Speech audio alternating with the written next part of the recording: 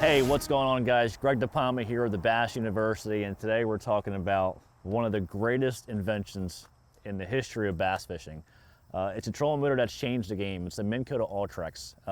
If you haven't already heard, the reason why this trolling motor has been such a big hit in the fishing world is because of SpotLock. SpotLock nowadays allows you to be more efficient on the water. It saves you a ton of time, and it just makes the fishing process so much better. So if you guys are in the market for a trolling motor, let me tell you guys why the Ultrex, in my opinion, is one of the best trolling motors out there. So this trolling motor comes in 3 different sizes as far as shaft lengths go. So matching the shaft length to your boat is really important, whether you're running a John boat, a bass boat, or even a deep V. So this one right here, you can get it in a 45-inch, a 52, or a 60-inch to fit what you're doing. So if you're a big offshore guy, you're in a lot of waves a lot of times, you might want to go with that 52. For a bass boat, but if you're running a big deep V, I recommend probably going to the 60. If you're a guy like myself that fishes a lot of shallow water, the 45 is super important key for what I do. So as far as setting up your trolling motor, let's say you're like, oh man, do I need a lot of pound thrust? Do I not need a lot? Well, you have the option.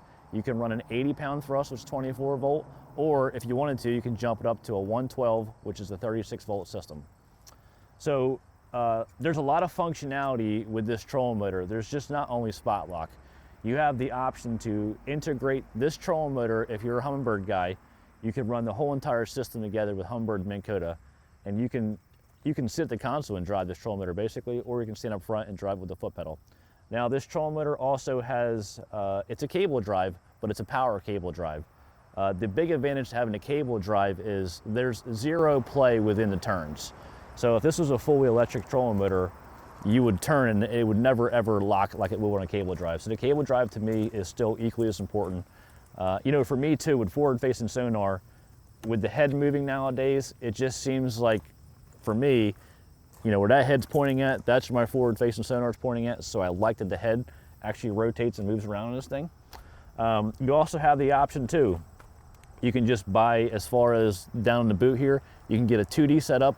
You can get a DI for down imaging, or you can get the whole entire setup, have 2D, DI, and SI all up front if you want to have the option for that also. Easy stow as always. It's got power assist, so if you got a bad back, don't worry. This trolling motor goes in and out of the water with ease. It makes it that much easier to put it up and down. So there are just some of the functions. We're going to throw the boat in the water, and we're actually going to get up front here, and we're going to go over the trolling motor, the functionalities of it, and how easy it is to use for you guys. All right, guys, just got out here in the water. Let's walk through this Minn Kota Ultrex and why it's so important. So let's just take a look at the foot pedal and start right there.